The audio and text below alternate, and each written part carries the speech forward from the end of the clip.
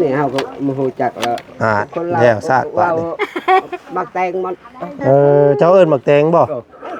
พี่น้องเอ้ยเนาะมะพร้าวมึงอยู่มันเป็นนี่เด้ข้างในมันบ่แม่นมักแตงเนาะ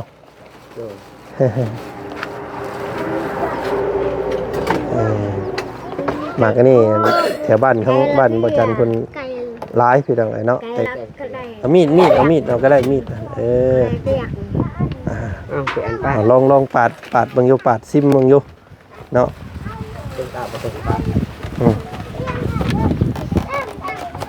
ปึ๊บโยนฉบับเดียวเลยปึ๊บโอ้แซ่บดีนี่พี่น้องเลยปึ๊บโอ้ยพอตกแล้วตกพอ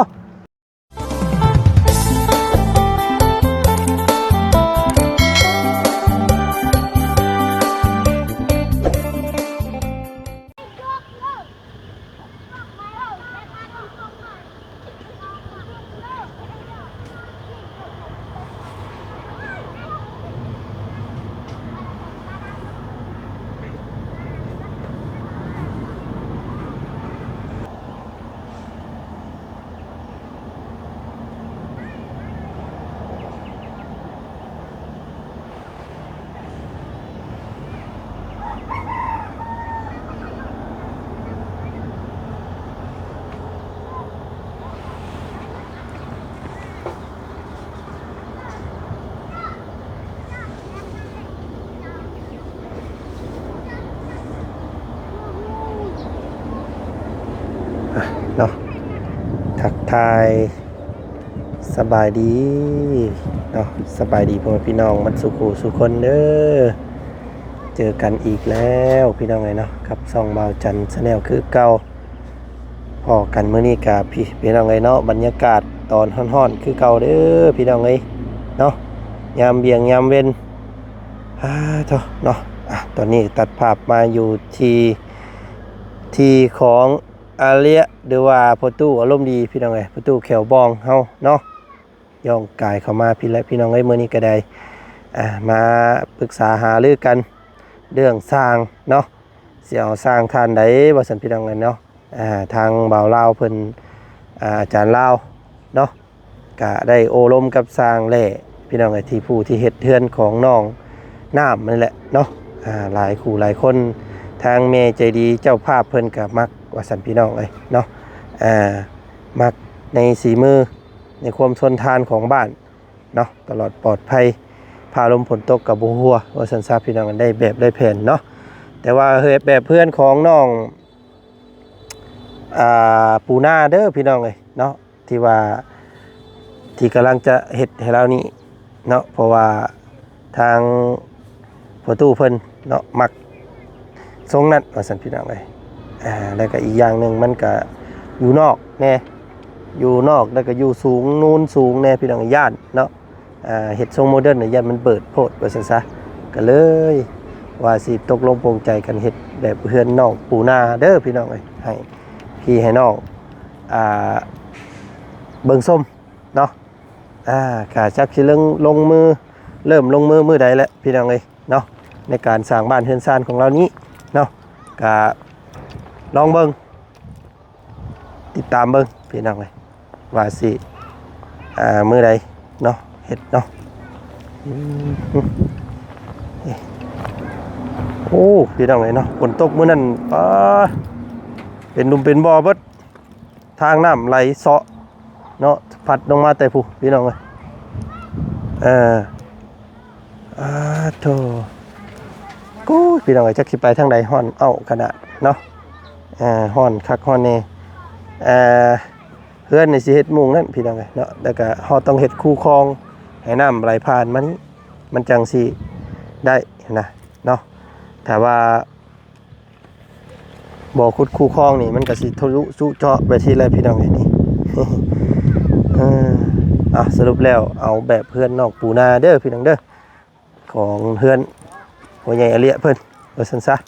เนาะเสาเพิ่นกับมันปวกขึ้นเบิ่แล้วไปจักนี่พี่น้องเอ้ย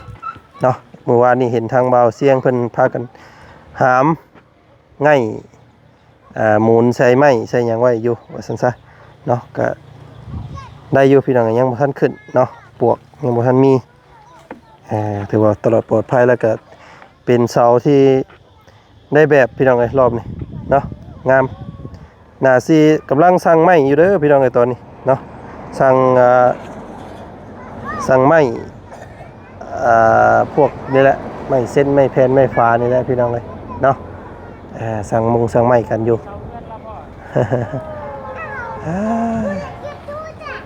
โอ้ยหอนเด้พี่น้องเอ้ยไปสิพี่น้องเนาะเข้ามาทักมาถามมาเบิ่งมาชมครอบครัวของพ่อตู้อารมณ์ดีสุดอีกก่อนพี่น้องเนาะหลายคู่หลายคนก็ว่าโอ้ยซอยเรานี่เด้อว่าซั่นพี่น้องเอ้ยเนาะเฮือนซ่านเรายังงบยังขาดอยู่ว่าซั่นพี่น้องเอ้ยยังหลายอย่างหลายแนวแหละเนาะทางว่าจะเล่าเฮานี่น่าสิได้แต่ไม้กับค่าสร้างนี่แหละพี่น้องเอ้ยเนาะส่วนงบหลังคาใบประตูเนาะบงกบพี่น้องเอ้ยก็ยังขาดอยู่ว่าซั่นซะเนาะ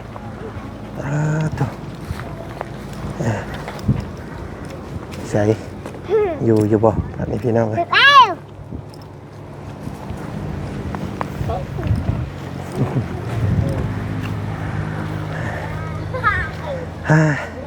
เมื่อยไว้พี่น้องเลยเนาะต้นไม้ต้นตอกกะปักซุ่มเย็นซื่นบานดีพี่น้องเลยเนาะแต่ว่าปุ๊กเพื่อนให้เราอยู่พุ่นนี่แล้วก็สิมาอยู่นี่คือเขานี่เบิ่งพี่น้องเนาะเพราะว่ามุงนั่งมุงเศร้าของเรานี่มันเหมาะเลยอยู่นี่เนาะคอยทางเบิ่งรถเบิ่งล่างกะเฮือนหลักๆแล้วก็อยู่พุ่นเนาะเฮาก็มานี่ก็เฮือนนั่งลงนั่งอยู่นั่งดงนั่งดินอยู่นี่พี่น้องเท่าไรปีได้เรามาอยู่นี่ก็ได้เนาะเท่าพากันนั่งอันเฮ็ดหยังอยู่เนาะนี่เนาะพ่อตู้เนาะโดยกินข้าวแล้วบ่กินแล้ว เอาสบายดีเนาะโอ้สบายดีเนาะลูกๆไปข้างในเบิดแล้วมื้อนี้แตกพระพาพายไปมอดลูกเฮาไปเฮ็ดชวนบ่ได้อยู่เฮือนหมอนึงก็ไปเฮ็ดเวียกน้ำพ่อน้องหลาน้อยเพิ่นเนาะโดยอันก็อายเฮ็ดเวียกไปทำงานก็พอใช้พร้อมอยากได้โทรศัพท์อยากได้โทรศัพท์โดยอยากดินคือหมู่เฮ็ดได้หมอนั่นบ่อันดินโทรศัพท์เพิ่นแตกนั่นหมอนั่นบ่โดยอันว่าเฮ็ดโทรศัพท์เพิ่นแตกตอนนั้นน่ะแม่นไผเฮ็ดคนใดเฮ็ดเฮ็ดแบบนี้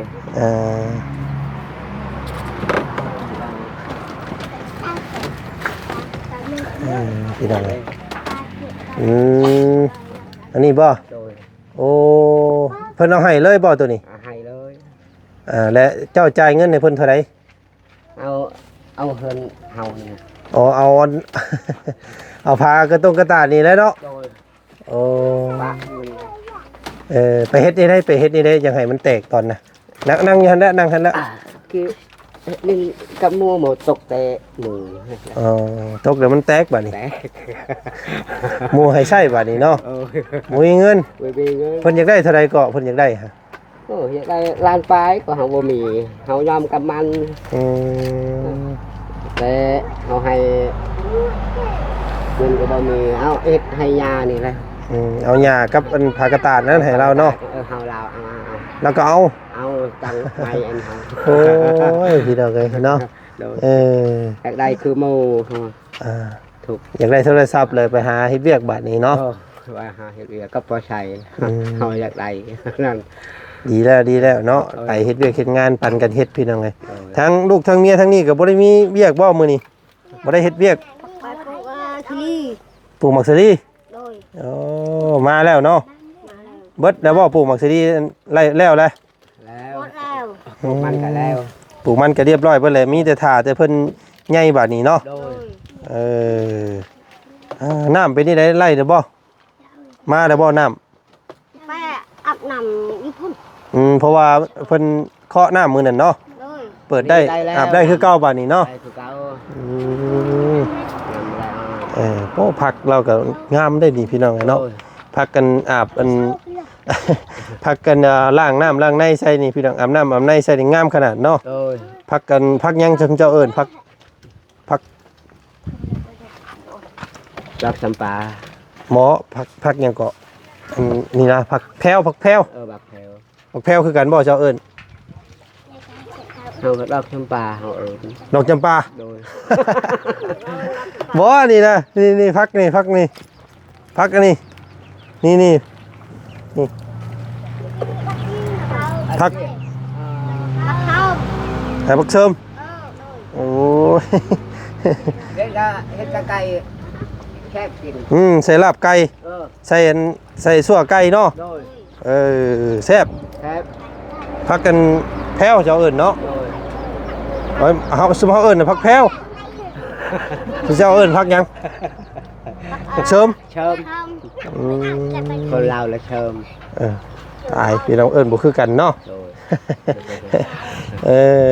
เนาะพี่น้องเนาะเคยอันชื่อนี่มาให้มื้อนี้เคยกินอยู่บ่ โดย ฮะ โอ้ย เคยอยู่บ่ เฮ้ย เคยอยู่ โดย เพิ่นเอิ้นหมากหยังอันนี้ แตง แต่ บ่แม่นเด้หมักแตงบ่แม่นเนาะมันบ่แม่นหมักแตงเด้มาพามึงอยู่เอาผ้ามาพามึงอยู่มาเบิ่งแน่มาเบิ่งน้ำผัวอยู่หั่นมันบ่แม่นได้หมักแตงหั่นอ่า นี่เฮาก็บ่ฮู้จักแล้ว คนลาว แล้วซากว่า เว้มักแตงมัน เจ้าเอิ้นหมักแตงบ่พี่น้องเอ้ยเนาะมาพามึงอยู่มันเป็นนี่เด้ข้างในมันบ่แม่นหมักแตงเนาะ โดย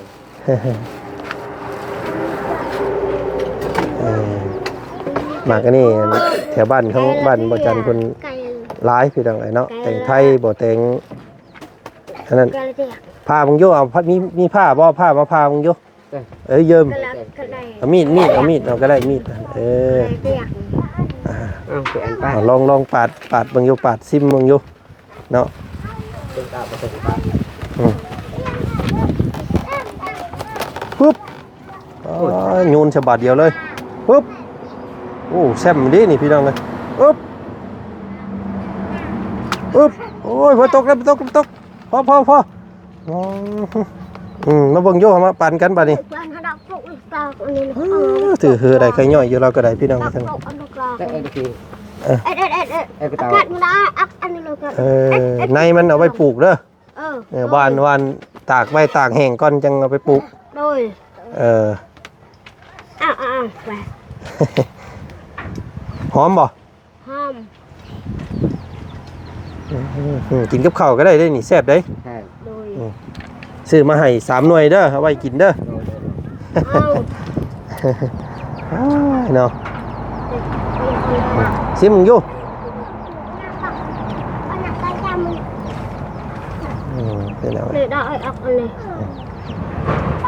จะฝึก ดีใจแล้ว แซ่บเนาะ ไม่ได้คือปาก แคนตาลูปพี่น้องเอ้ยซุมเฮาเอิ้นหมักแคนตาลูป ซุมเจ้าเอิ้นหมักแตงเนาะ โดย เอาในมันตากแห้งไว้แล้วไปปลูกอยู่สวนเจ้าเด้อ โดย เนาะไก่เนาะสวนเนาะ บ่ได้ไก่ เดี๋ยวเห็นอยู่บ่ โอ้ยนี่เดียวหน่อยเดียวนี่เฮาเอิ้น เอิ้นก็ได้ยินบ่ มุงเป็นแปลนนี่บ่ โดย เออ เฮาว่าไปเบิ่งชวนเฮาวางชามใดบ่ มันไก่ฮ้อนครับเนาะ โดย อยู่แถวใกล้ยังว่ามัน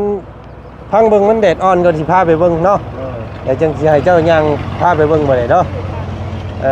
ตอนแรงก่อนนี่โอ้บ่ไหวเลยไปฮอดนี่พอดีเป็นลมรถนี่ โด โด ย ย มันฮ้อนพี่น้องเอ้ย โดยแต่ที่ตอดเป็นตัก ไป เป็นคนก็คือสิมักปลูกมักพังอยู่พี่น้องเอ้ยเราก็ได้เนาะได้บักตงบักแตงหยังมาเราก็เก็บเก็บในมันไว้ไว้ปลูกนี่แหละอีก3หน่วยเอาไว้ซ้ำสิกินบัดนี้ โดย เนาะ กระเด็นเฮานี่ถึกบ่ ได้คือกัน ได้คือกัน ยาม มันก็ตายเลยก็น้องเตะเลย ได้อยู่ลองเบิ่งจักแรกแหละลองเบิ่ง ต้องทุ่งหมอก เป็นคุมไปคือหมักแตงเฮานี่แหละ โดย เนาะแล้วก็มันขึ้นมาแล้วก็ซักห้างให้เพิ่น เฮาว่ากระเด็นเฮาต่างกับกระเด็นโบโป ยันมันเกิดเนาะ โดยนั่น กูอ่า ลองเบิ่งนี่อยู่ปลูกอยู่แถวนี้ก่อนก็ได้นี่นี่ โดย ลองเบิ่ง อยู่ใกล้น้ำ เอาบะหมี่นี่เอาได้อยู่มักแตงคนลาวก็ทำนี่ ขึ้นอยู่บ่เป็นอยู่บ่หมักแตงคนลาวแตงใหญ่อันใด แกก็ใหญ่ไปทำนี่ งามนั่นเนาะ คือการนาแบบนี้ แต่ว่าตัวนี้มันอยากปลูกยากเลยได้พี่น้องอันนี้มันต้อง นี่ยากนี่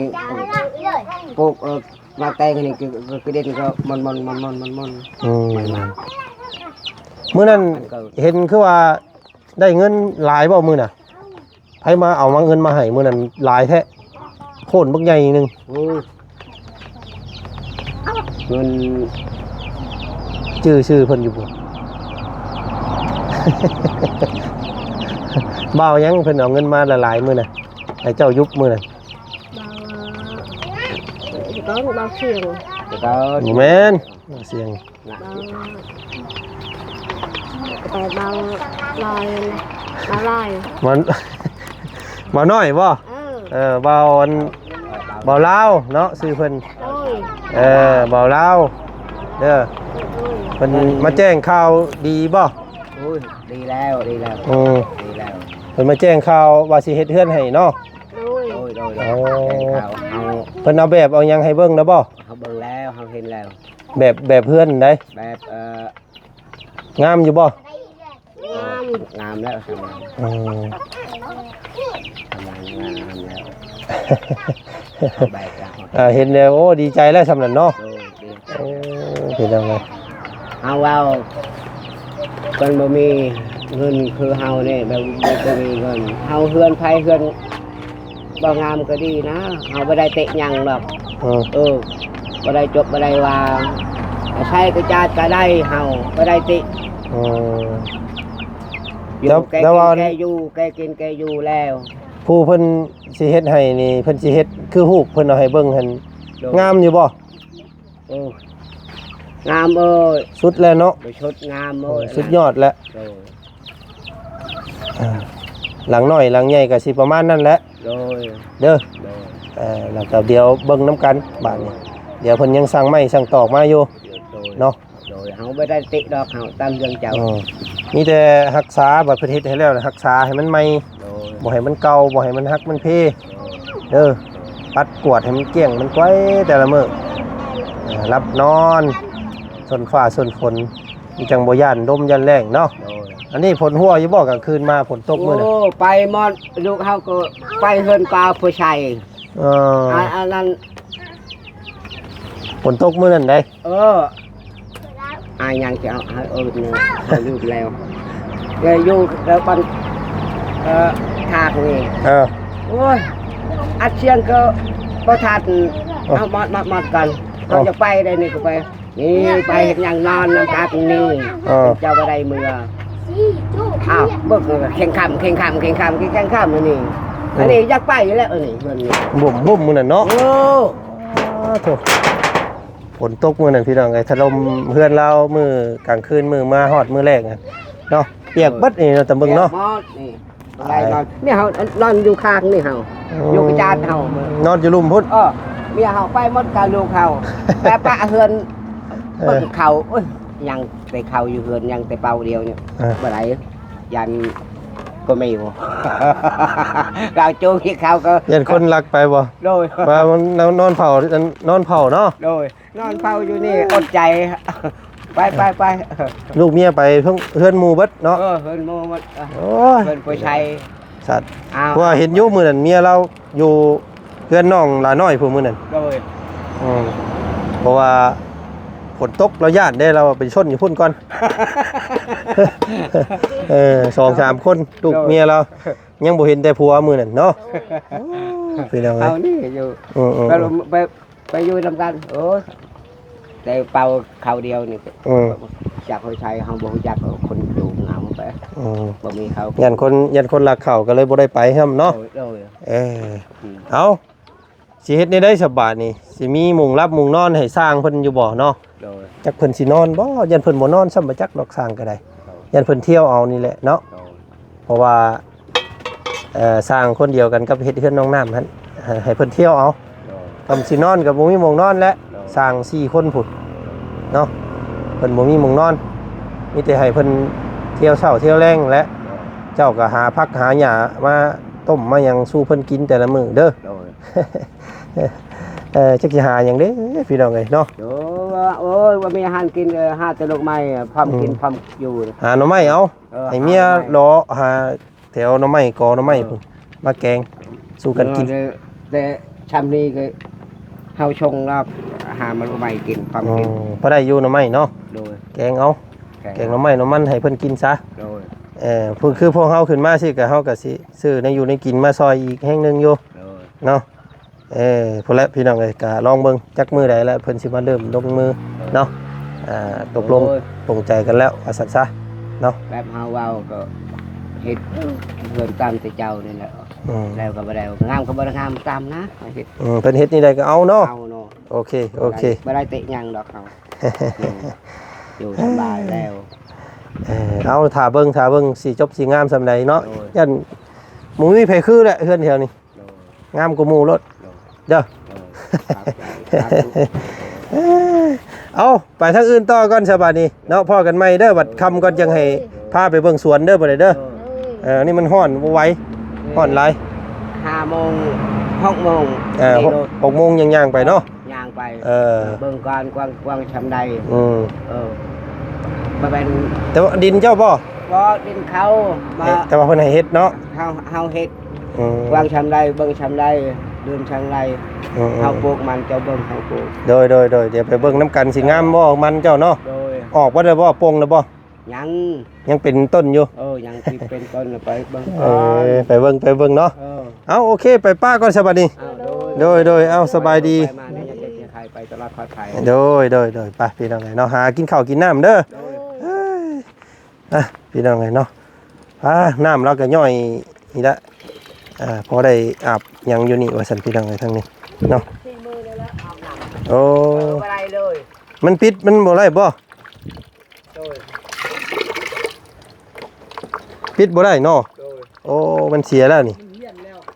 มันเหี่ยนนะต้องได้ซื้อตัวนี้มาเปลี่ยนใหม่ได้เฮือนcóเฮ็ดแป้งอับใหม่แล้วจังดิ่งไปเฮือนเจ้าหุ่นเนาะไปโอเคนี่ก็ได้อยู่ดอกเฮาตรงนี่ไว้เอามันคอยออกอยู่เด้บ่เป็นหยังดอกไปโอ้ยฮ้อนเด้พี่น้องเอ้ยไปก่อนเด้อไปสวัสดีน้องเอ้ยสบายดีสวัสดีบัดสุขุสุขคนเนาะมื้อนี้ก็เข้ามาทักมาทายมาเบิ่งความโชคดีของทางประตูเพิ่นเนาะกำลังสิมีบ้านเฮือนซ่านงามบ่ซั่นพี่น้องเอ้ยเนาะไปเนาะนี่ฮ้อนคักฮ้อนแน่โอ้เต็มอยู่ต้นบักมี่พี่ทางนี้ก็ได้เนาะบักมี่ก็ยังบ่สุกโอ้ย